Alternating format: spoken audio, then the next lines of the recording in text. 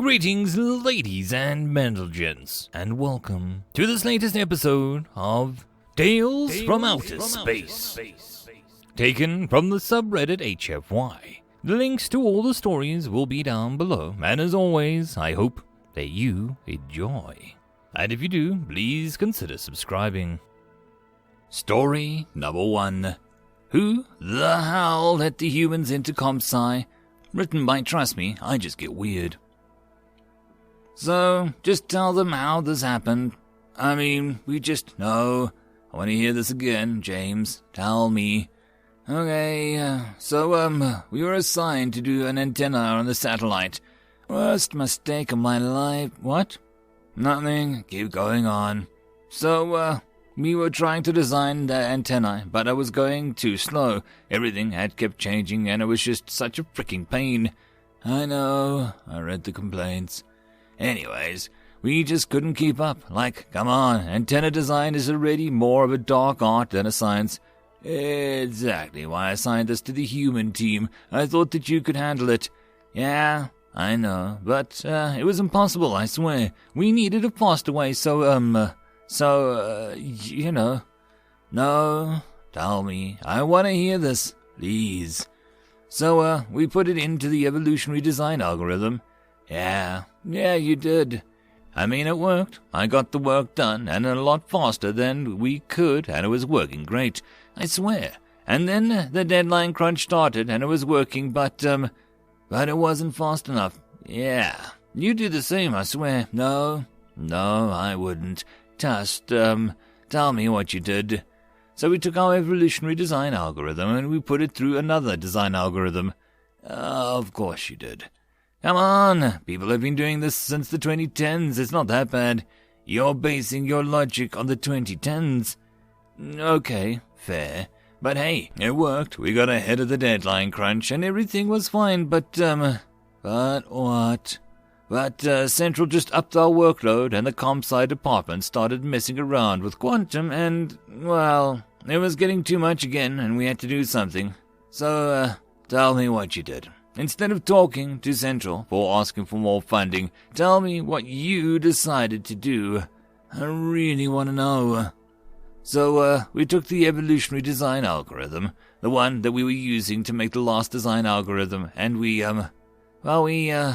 say it. We put it through another algorithm.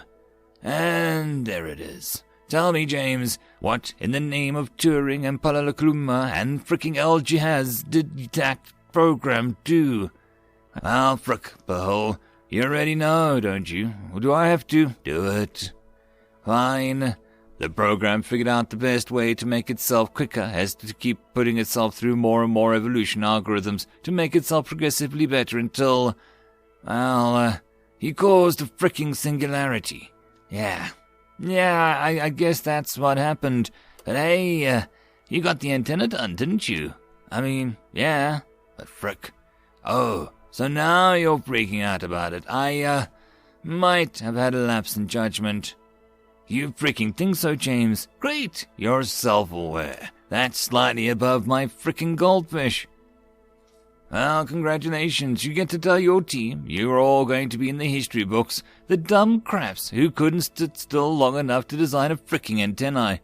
And I can see the chapter title now. Yay? Real proud of you, buddy. Frick, I need a drink. It's still just designing antennas, so I guess there's that. Yeah, I guess you could say there's that. James, yeah, frick you. Yeah, I deserve that. End of story. Story number 2, Brass Monkeys.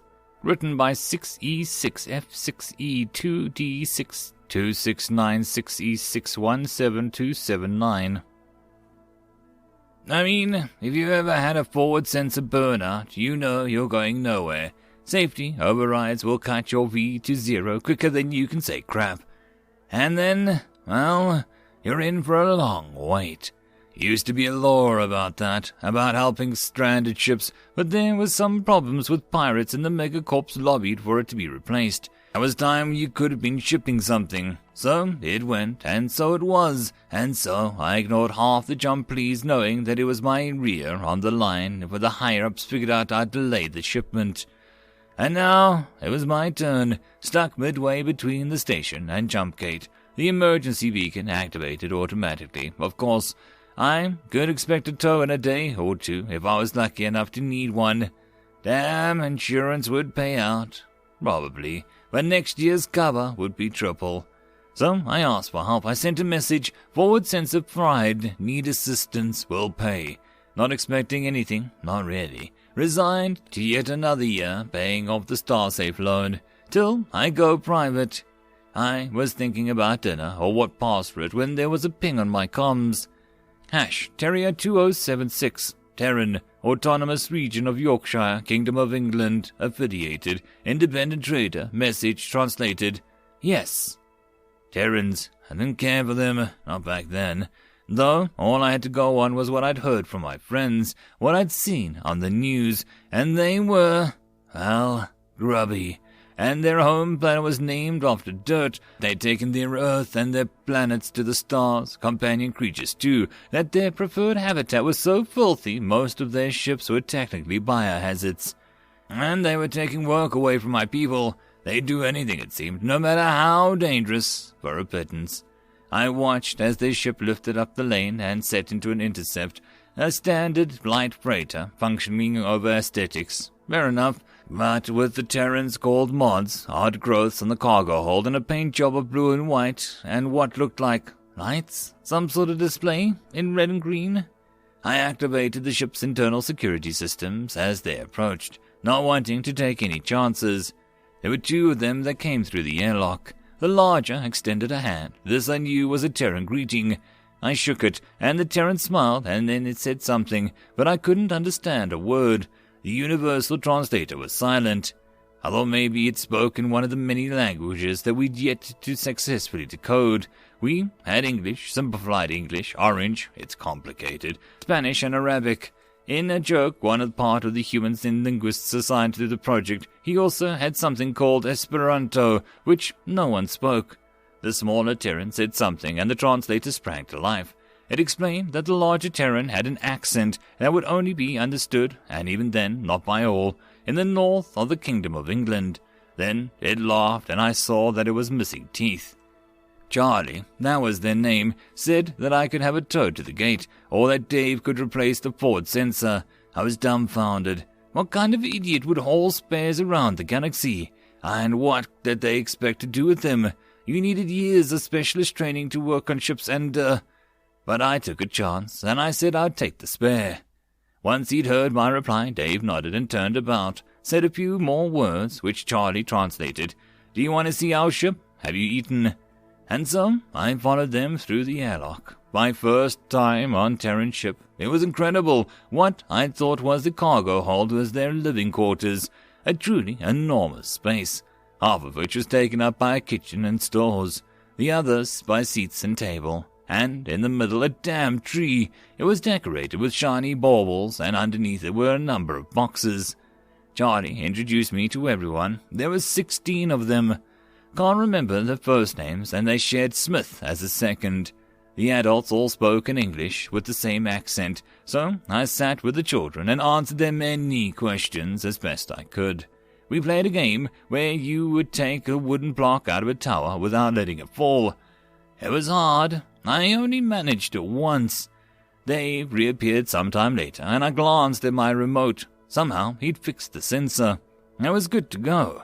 They didn't let me, though, insisted that I sit at the table and join them for a traditional meal.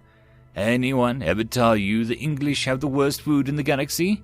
Try the gravy. I've tried it to replicate it many times, only managed brown sludge. Through Charlie, I thanked Dave and his family for fixing my ship and for their hospitality. I said that I would pay them and held up the credit disc. They looked at me blankly for one or two exchanged words, and Charlie said, "Well, it's Christmas," as if that explanation was enough. Confused, I repeated my offer. Dave turned to me with a look of great consternation, spoke into the universal translator, registered a bad Spanish. It conveyed the meaning of his words, but I will always remember the sound. Hoy por ti, mañana por mí. Later, when our ships were disengaged, and I was well away, I felt something in the pocket of my suit. A single wooden block, with a blue ribbon around it, and Merry Christmas, Love Charlie crudely etched on the side. It's my most treasured possession. End of story. Story number 3. Wait, that's illegal. Written by Penguiatiator. Gaga was quite annoyed with a new partner. It wasn't like the human's personality was annoying, rather the opposite. Instead, she found Tony rather charming, which was surprising given how everyone talked about his species. Their mandatory acclimation week before the setting in had been fun, and Gaga had been looking forward to spending more time with him. After all, the protocols had already been written in great detail by the company, and the shipping lane that they would be assigned to was relatively quiet. With no supernova or pirates to look out for, it was going to be a nice month with a new friend. And it was, for about 3 hours, after which she popped into the cockpit to check how the engine temps were and saw that Tony was doing. Wait, that's illegal. Tony leapt forward in his seat, grabbing the controls and frantically checked the ship's systems. What? Where? He exclaimed. You! Gaga yelled back. Code 17.76 of the Transportation Manual dictates the primary pilot must remain within 2 extremities of the controls at all times. What were you thinking? Tony rubs his forehead. Excuse me, that's what you're talking about. Thank God, I thought I was doing something serious like that. This is serious. Look, I appreciate your concern, but autopilot was engaged and it would kick in if something were to happen.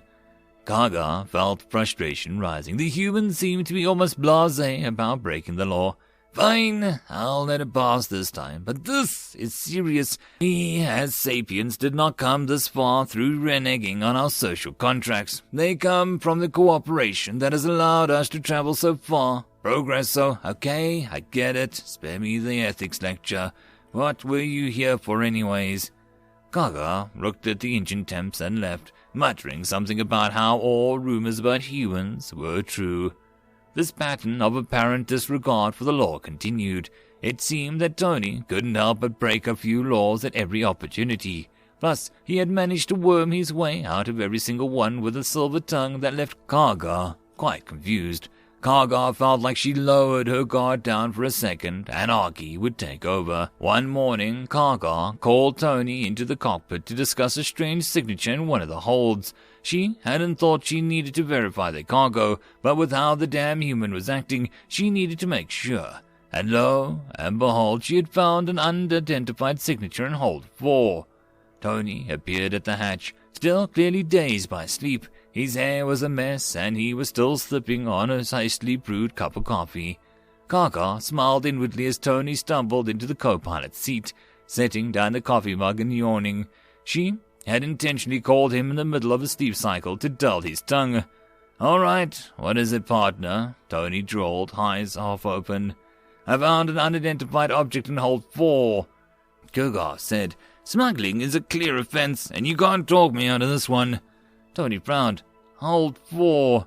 I swear I put it in. Wait, that's illegal." Tony sighed. Yes, you could say that. I did smuggle something on board, but it was because it was too big to carry on my personal effects. If you'd let me explain." "No, not that. Your cup." Gaga pointed at the coffee cup Tony had left on the dash. "That's a clear violation of Code 18.65. Open liquid containers must be kept 2 meters away from the main console." "Are you kidding me? Why are you so anal about these things?" "Why can't you just follow the rules?" Gaga shouted. She could feel the temper building. "I do follow the rules. That's just the ones that matter." "They all matter. You can't pick and choose what rules you want to do." Gaga was furious, and this was saying something, as a beretta such as herself rarely even got angry. "That's called judgment." "Oh, so your judgment decided you need to smuggle something into hold 4 as well." Yes, anyways, I'd put it in hold too. Plus, I had gotten it out as soon as we cleared the port. Whatever's in hold 4 isn't mine. Gaga froze, though you have no idea what's the thing in hold 4 is either. Tony fell back in his chair. No, I don't. One of these grease monkeys probably forgot to scan it. Gaga shook her head. The goods are automatically tagged. Scanning is just for the records. It would be identified either way. So what would that signature be if boom? The explosion rocked the ship, throwing Gaga and Tony from their seats. Ow! Groaned Tony, pulling himself up. Let me guess, that was in hold 4. Gaga pulled herself back up to a chair. Yeah, we have a breach. The inner door held, but the cargo is mag-locked, so we should still be fine. Suddenly, her readout flashed red. That's strange. The inner doors have been damaged. It was as fine a second ago. Gaga tapped on the console. What could have done it? Same reason a bomb was planted. Pirates. They must have control over our systems, and we have to move. No! Gaga shouted. Code 19.18 states that in the event like this, the pilots must lock down the cockpit and wait for help. No can do, partner. You think that they can breach the inner door of a hold? A lousy cockpit door is going to hold them. Tony overrode the lockdown, then grabbed Gaga, lifting her up with surprising strength.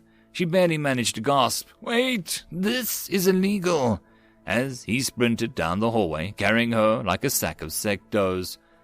Tony tore through the galley and blinding speed and leapt into the living quarters. He swiftly tossed Gaga onto her bed and pulled a large case out from under his own bed. Gaga moaned. She felt like she had been tossed in a meat grinder. As she slowly sat up, Tony pulled out something from the case. What is that? Gaga groaned. This baby is an RAL-224, an automatic electrocaster. It's what I smuggled on board. Be prepared, and all of that. Gaga's eyes widened as she took in the weapon. Every angle was lethal. It was a triple-barreled, only served to accentuate this. Wait, that's illegal. Tony sighed. Like I said, it's a judgment call. Looks like I made the right one. He opened up the cabin door and stepped out into the hall. Wait, what are you going to do? You can't bite those pirates. Tony grinned. Why? Are you going to tell me that's illegal too? The door slid closed before Gaga could reply, and she heard her locks engage.